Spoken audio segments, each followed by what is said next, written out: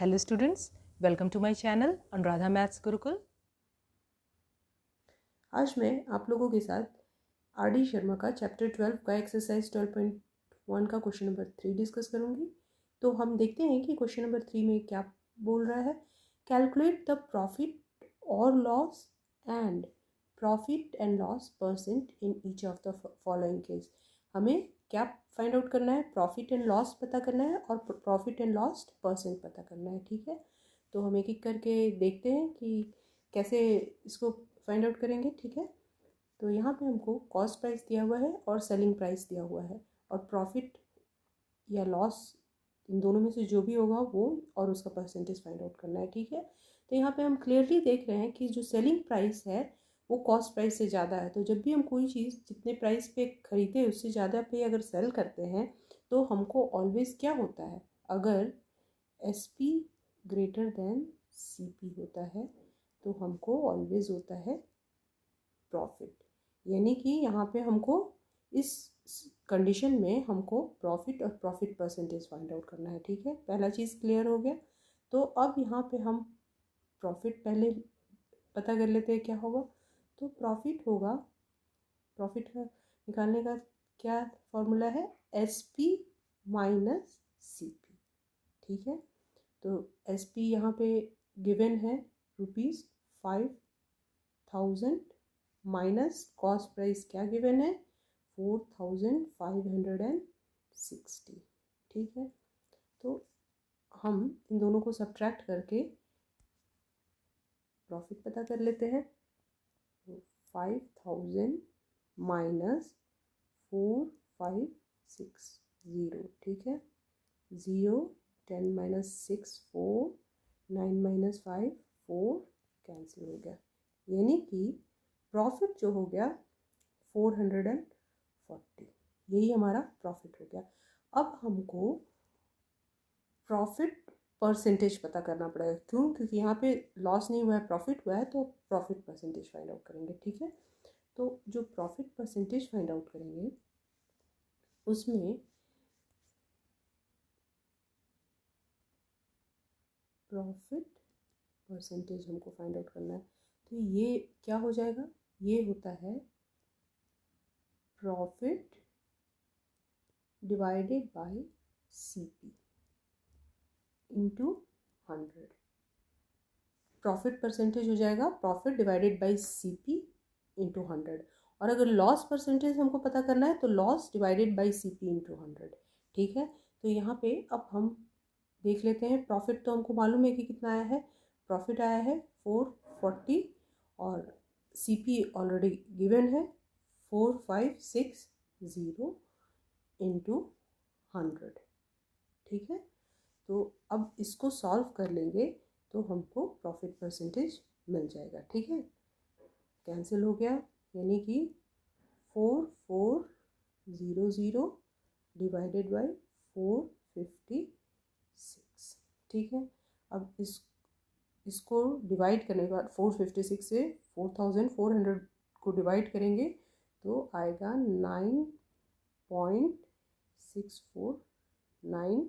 अगर 2 प्लेसेस तक लेके जाओ तो 9.65% यही हो जाएगा। यानी कि प्रॉफिट परसेंटेज यही हो जाएगा। इसका डिवीज़न जो है वो थोड़ा लेंदी है, यहाँ पे सॉल्व करके दिखाना स्पेस नहीं है, इसलिए मैंने डायरेक्ट लिख लिया है।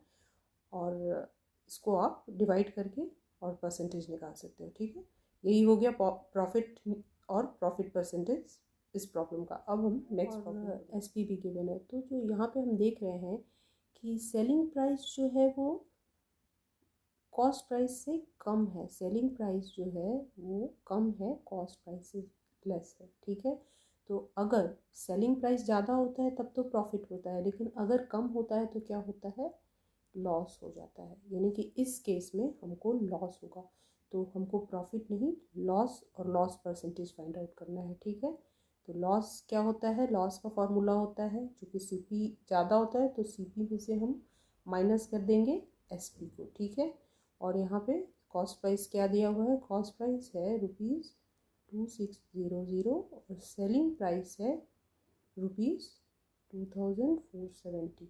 ठीक है। अब हम इसको माइनस करके और लॉस पता कर लेते हैं।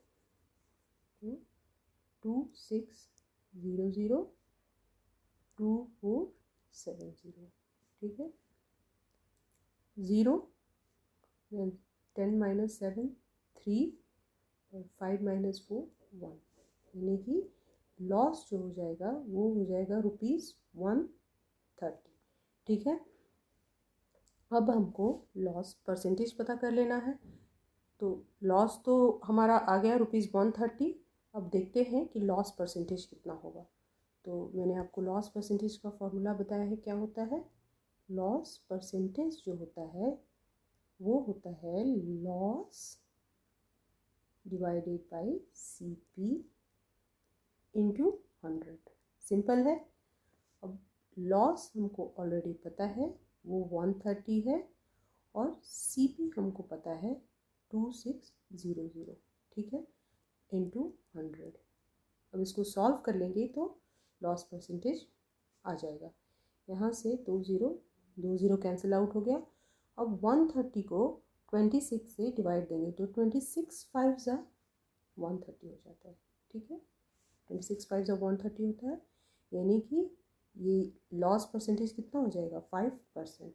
तो इसका आंसर हमारे पास ये हो गया। इसका लॉस का वैल्यू हो गया ₹130 और लॉस परसेंटेज हो गया। प्रॉब्लम जो है यहाँ पे हम देख रहे हैं कि क्लियरली जो है सेलिंग प्राइस वो कॉस्ट प्राइस से ज़्यादा है।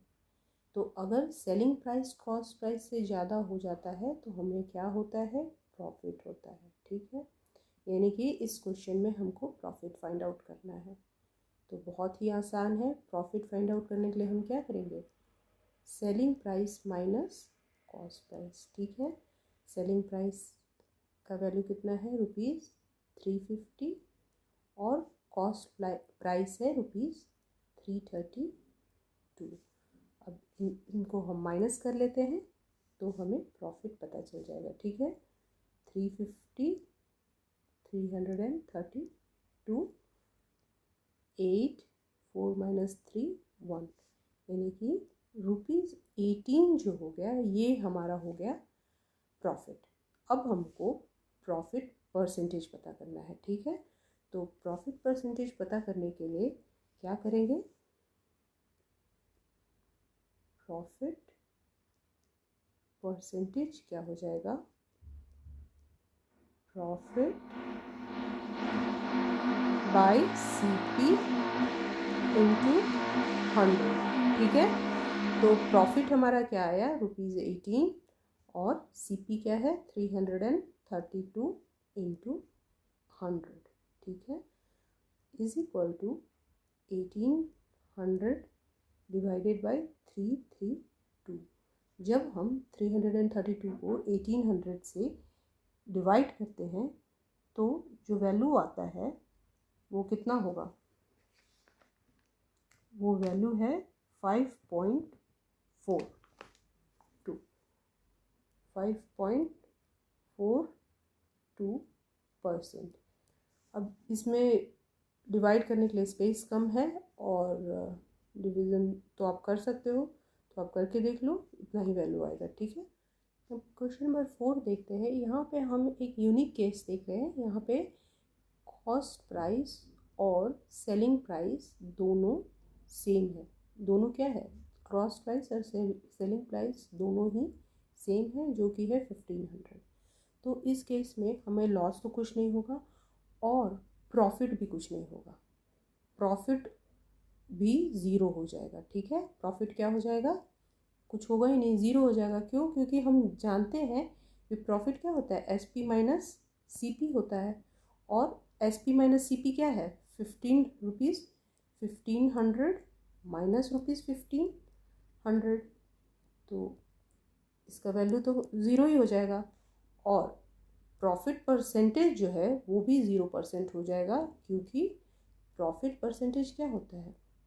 प्रॉफिट बाय CP इंटू 100, यही होता है। अब यहाँ पे चूँकि प्रॉफिट तो ज़ीरो है, CP कुछ भी हो, प्रॉफिट तो ज़ीरो है, तो 0/500 इंटू 100, तो क्या हो जाएगा, फाइनली ये वैल्यू ज़ीरो ही हो जाएगा, 0% ही होगा।